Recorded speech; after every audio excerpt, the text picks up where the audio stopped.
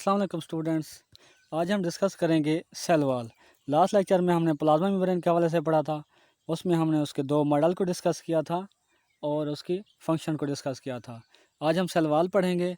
तो आज हम डिस्कस करेंगे इंट्रोडक्शन टू सेल वॉल, कि सेल वॉल होती क्या है, इसकी डेफिनेशन क्या होती है और इसके बारे में फैक्ट्स हम पढ़ेंगे।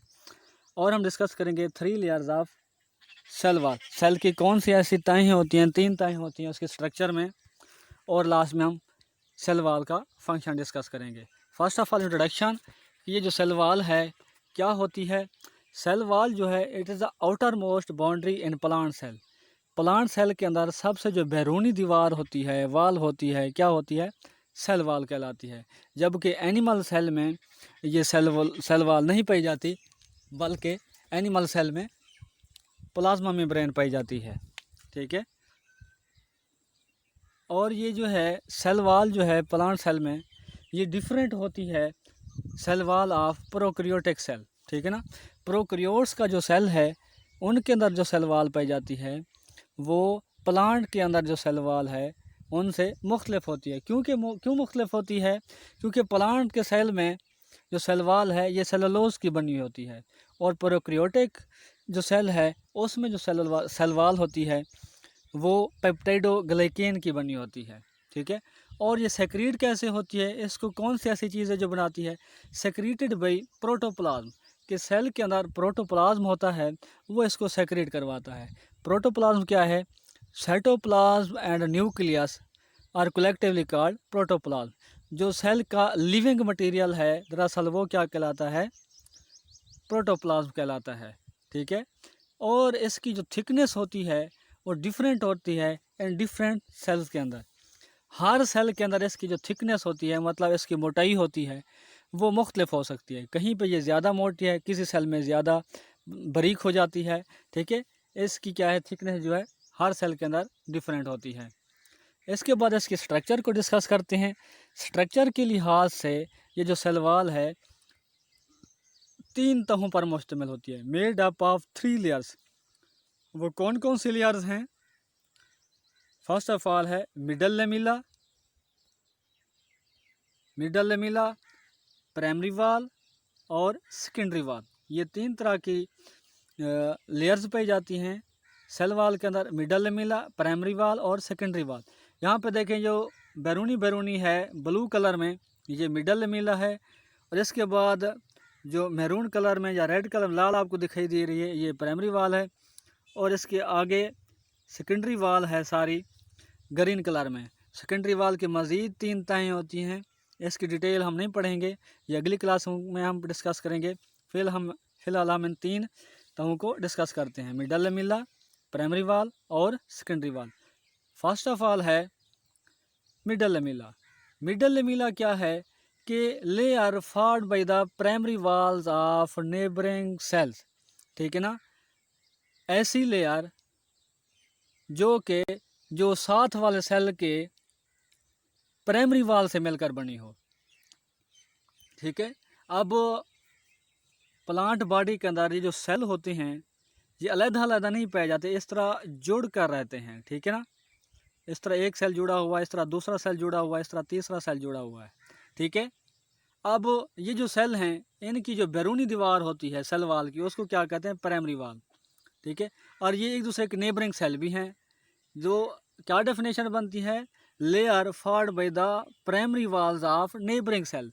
जो नेबर वाले सेल हैं उनकी प्राइमरी दीवारें जो हैं ये आपस में मिलती हैं और यहाँ पे एक और लेयर बना देती हैं। ठीक ना। जो दोनों सेलों की या जुड़े हुए सेलों की मुश्तरका एक लेयर बन जाती है, उसको मिडल लेमिला कहते हैं। अगर सेल आपस में जुड़े हुए हैं तो मिडल लेमिला जो है तो ये बैरूनी लेयर नज़र आती है। ठीक है ना।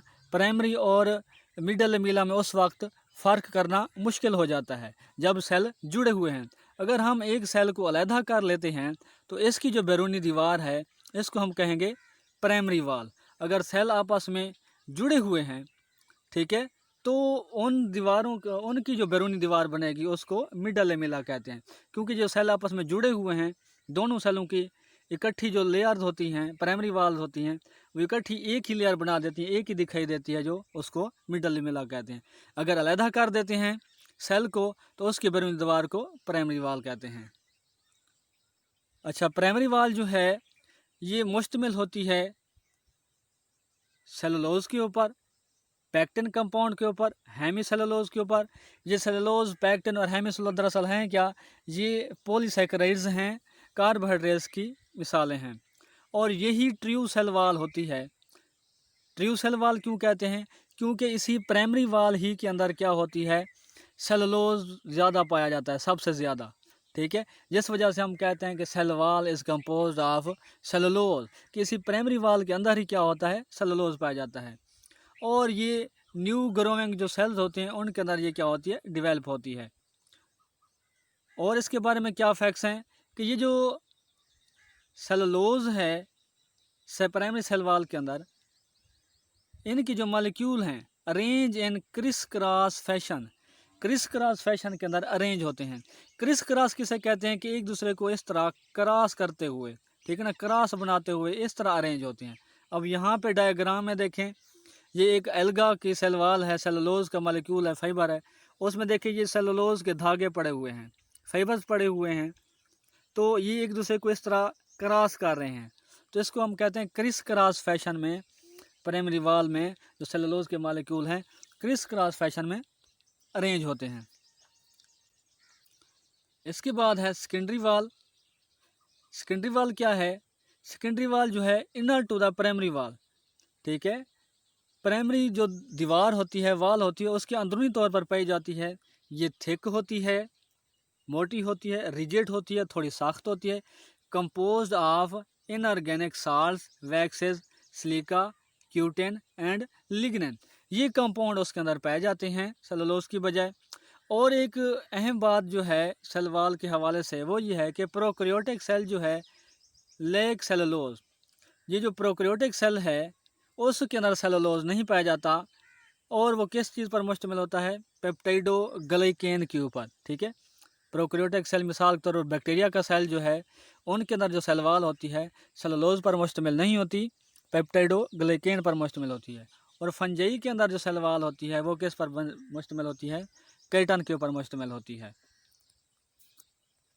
इसके बाद इसके फंक्शंस क्या हैं लास्ट में, कि ये सेल वाल जो है क्या काम सारे अंजाम दे सकती है।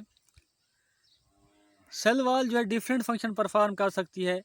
पहला तो ये कि ये सेल को डेफिनेट शेप देती है। प्लांट जो सेल है उसकी शक्ल और सूरत को ये क्या करती है, बरकरार रखती है। और keep the cell rigid, cell को रिजिड रखती है, तनाव में रखती है। इस तरह से सेल को क्या मिलता है, सहारा मिलता है, सपोर्ट मिलती है। Does not act as a barrier, ये बैरियर के तौर पर एक्ट नहीं करती। जिस तरह हमने पिछले लेक्चर में पढ़ा था प्लाज्मा मेम्ब्रेन के हवाले से, सेलेक्टिवली परमिएबल मेम्ब्रेन है। प्लाज्मा मेम्ब्रेन क्या है, सेलेक्टिवली परमिएबल है, कि मखसूस चीज़ों को अंदर आने देती है, मखसूस को बाहर रोके रखती है। लेकिन जो सेल वाल है ये इस तरह की सेलेक्टिव नहीं है, जो चीज़ भी इसमें अंदर आती है वो पास थ्रू हो सकती है। मोस्ट मटेरियल जो है वो सेल वाल के ज़रिए पास थ्रू हो सकता है। लास्ट में समराइज़ कर लेते हैं इस पूरे टॉपिक को कि हमने क्या क्या डिस्कस किया था। फर्स्ट ऑफ ऑल हमने डिस्कस किया था इंट्रोडक्शन को। इंट्रोडक्शन में हमने पढ़ा था कि सेल वाल जो है ये आउटर मोस्ट बाउंड्री है प्लांट के अंदर, और इसकी केमिकल कंपोजिशन जो है वो डिफरेंट होती है सेल वाल एंड प्रोकैरियोट्स, ठीक है। प्रोकैरियोट्स की सेल वाल से इसकी केमिकल कंपोजिशन क्या है, मुख्तलिफ होती है। प्रोकैरियोट्स किस पर मुश्तमिल थी, पेप्टाइडोग्लाइकेन के ऊपर, और इसकी थिकनेस जो है वो भी डिफरेंट होती है। हर सेल के अंदर इनकी मोटाई जो है वो मुख्तलिफ हो सकती है। इसके बाद हमने डिस्कस किया था इसकी लेयर्स को। इसकी 3 लेयर्स हमने पढ़ी थी, वो कौन सी थी, मिडल लेमिला, प्राइमरी वाल, सेकेंडरी वाल, ठीक है ना। इसके बाद हमने इसके फंक्शन को डिस्कस किया था। फंक्शन क्या डिस्कस किया था, ये सेल को डेफिनेट शेप देते हैं, सेल को रिजिड रखते हैं, और does not act as a barrier, barrier के तौर पर काम नहीं करती, ये किसी भी मटेरियल को अपने से गुजरने देती है। तो आज के